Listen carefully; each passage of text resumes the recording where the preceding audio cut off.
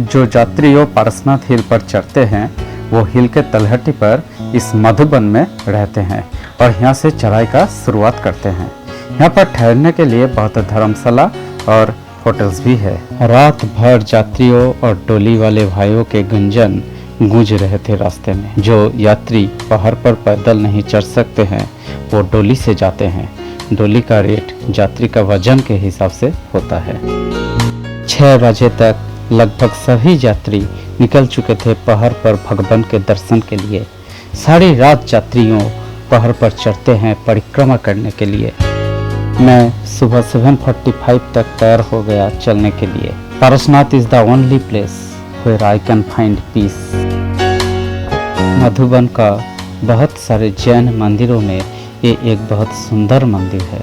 8 बजे मैं अकेला मेरा शांति धाम के ओर चलने लगा। पारसनाथ पहाड़ को पारसनाथ टॉक और सम्मत शिखर जी भी कहा जाता है। इस पहाड़ के एक एक जगह में जैन धर्म के 24 तीर्थंकरों की एक मंदिर है और पारसनाथ जी का टेम्पल मधुबन से 9.6 किमी है। आप अगर टोटल परिक्रमा करते हैं तो 27 किमी पैदल चलना पड़ेगा। यहाँ पर मन ही मन में पारसनाथ जी को प्रणाम करके चढ़ने लगा मैं पहाड़ पर। जैन संप्रदाय ने बहुत सुंदर रास्ता बना दिए और आप अगर चाहे तो शॉर्टकट भी ले सकते हो, लेकिन वो थोड़ा कष्टदायक है। चढ़ाई के शुरुआत में ही वो चढ़ाई रास्ते से हो या शॉर्टकट से हो, आपको लगेगा कि आप ये नहीं कर सकते हो क्योंकि लंग्स और हार्ट पर बहुत प्रेशर आएगा।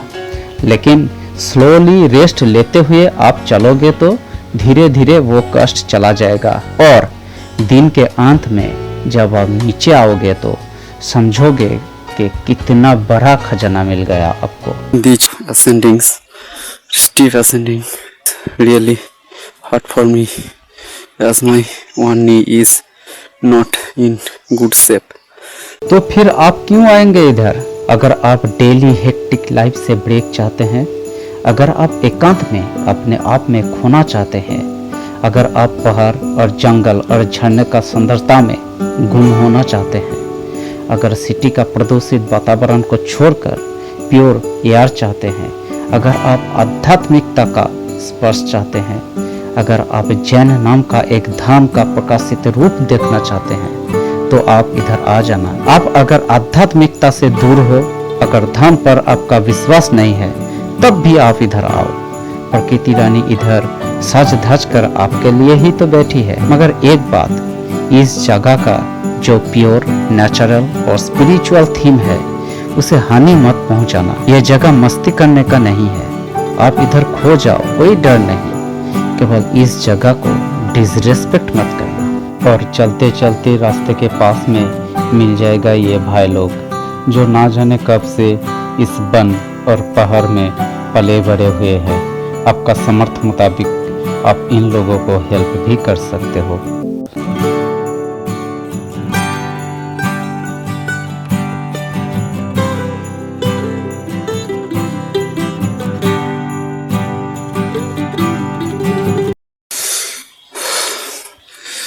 As most of the pilgrims started their journey early in the dawn and late in the night, I am alone now. There is no sound besides the sounds of some known and unknown birds. I have just started my journey and already I am totally drenched with sweat, and there he is everywhere, but there is his temple. मैं अकेला लगभग सुनसान रास्ते पर चल रहा था। तब कोई श्रद्धालु पहाड़ से उतर रहे थे। अचानक पीछे से आवाज आया। मैंने देखा एक लड़का और एक लड़की मुझे बुला रहे हैं। मैं तो अकेला होना चाहा, बट ये दोनों मुझे रिक्वेस्ट की तो अब हम 1 से 3 हो गए। पता चला लड़का का नाम नेमिनाथ जो 22वीं तीर्थंकर के नाम थे और लड़की जो कि उसकी बीबी थी वो थी श्रुति। ये दोनों केरला से आए हैं। ये दोनों जैन हैं। ये साहब शायद फॉरेस्ट में काम करते हैं। मैंने फोटो खींचा तो अपने आप मुझे और भी कुछ दिखाए। हाँ।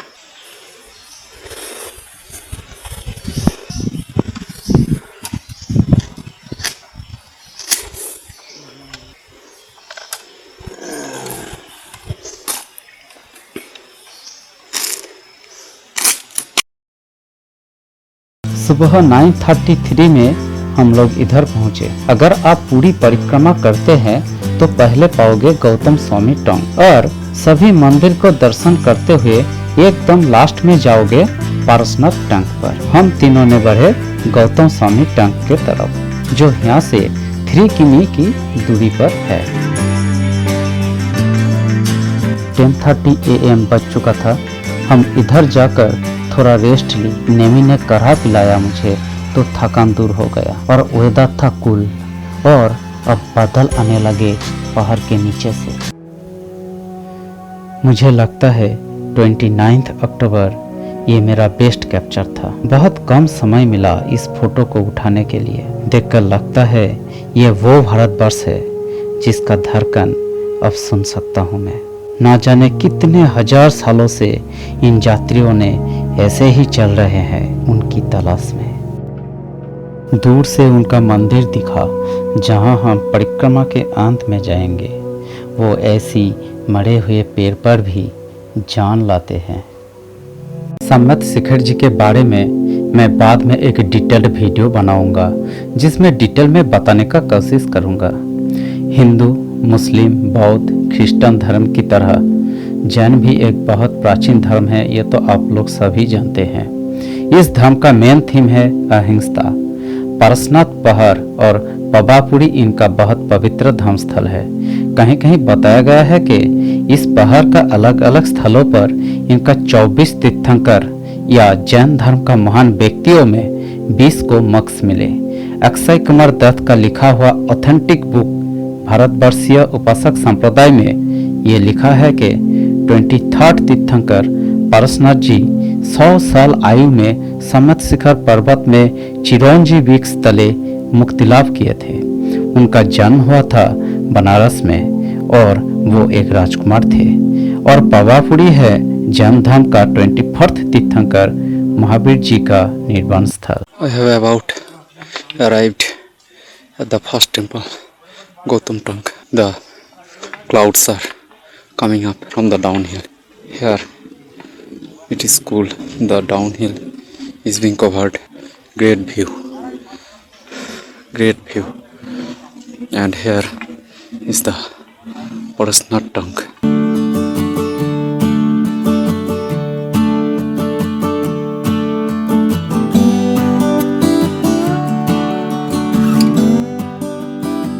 और स्थान किया हुआ पाप तीर्थ स्थान में धुल जाता है और तीर्थ स्थान में किया हुआ पाप वज्र की तरह मजबूत बन जाता है।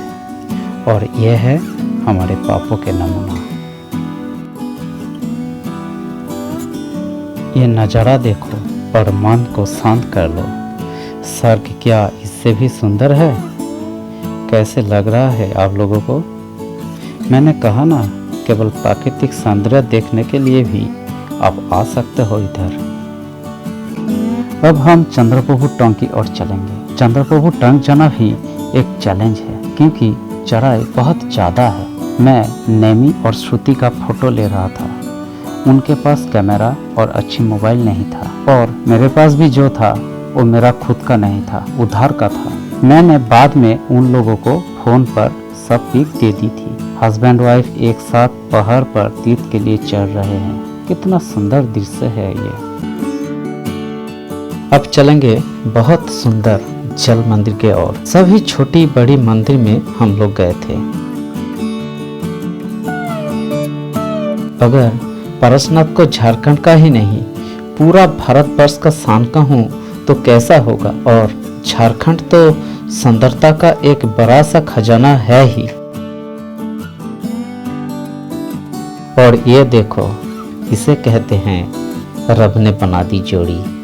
12:30 तक पहुंच गए जल मंदिर।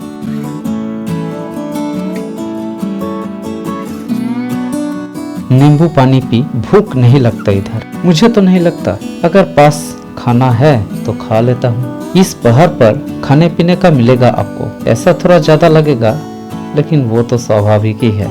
छोटी छोटी मंदिरों से गुजरते हुए हम चलेंगे पारसनाथ जी के पद चिन्ह के दर्शन के लिए। चलो आप लोग भी। जल मंदिर से हम 1250 तक निकल गए। इस ऊंचाई पर यह सब पत्थरों से इतना सुंदर मंदिर बनाया गया। आप एक मंदिर से दूसरी मंदिर के ओर चल पड़ो, ये सब पहाड़ और डीप फॉरेस्ट से गुजरते हुए। और ये हमारे डोली वाले भाई लोग, जिनके लिए ना जाने कितनों ने परिक्रमा पूरा कर पाता है।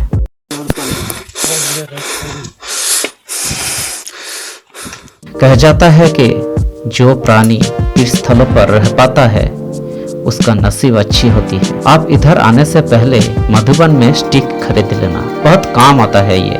मंदिर में प्रवेश से पहले पीछे दिखाई जाने वाला और नहीं देख पाने वाला रास्ते से गुजरते हुए हम पहुंचे भगवान के द्वार पे।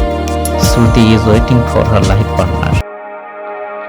और यह है उनका पवन पद चिन्ह। इस मंदिर के नीचे है असली जगह, वहाँ जगह कम पड़ने के कारण ऊपर यह मंदिर बनाया गया है। इस तरफ है NH2 और नजदीक धनबाद है। क्लाउड के कारण कुछ भी नहीं दिख पा रहा है। मंदिर में 1:30 में प्रवेश किए हम लोग। लगभग 15 to 20 मिनट्स उधर गुजरने के बाद हम चल पड़े मधुबन की ओर। जब सवेरे आप इस मंदिर में जाने के लिए निकल पड़ते हो और बीच बीच में रुक रुक कर जब देखते हो ये मंदिर इतनी ऊंचाई पर है, तब मन ही मन में ये ख्याल आता है कि आप जा पाओगे या नहीं। और जब पूरी परिक्रमा करके आप इधर आ जाते हो, तब मन में एक अलग सी शांति, चैन और सुकून मिलता है।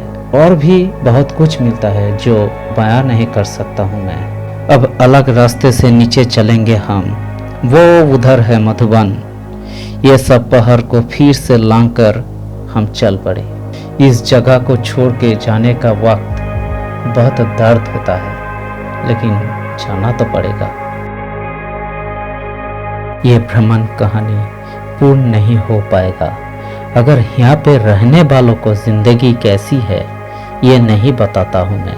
अगर छोड़कर जा रहे हो तो चले जाना, पीछे मत दिखना, लेकिन दिल को कम समझाए। Bye bye Neminath, goodbye Shruti. अगर किसी भी दिन आप लोग ये वीडियो देख पाओगे तो समझ जाओगे कि मैं अब भी आप लोग को बहुत याद करता हूँ और बाद में भी करता रहूँगा। औरों के साथ मधुबन पहुँचे और पैरों के दर्द भूल के for the last time Madhuban को करीब से और एक बार देखने के लिए शाम को मैं निकल पड़ा। मेरा रूम था बढ़िया, मेरा रूम था साफ सुथरा, बेडशीट था प्योर वाइट। बाहर बारिश हो रही थी और मेरे नीचे डोली वाले भाइयों ने रास्ते के पास दुकान के बाहर सो रहे थे बारिश में आधी भीगते हुए। I went to sleep, but there was something. Yes, there was something.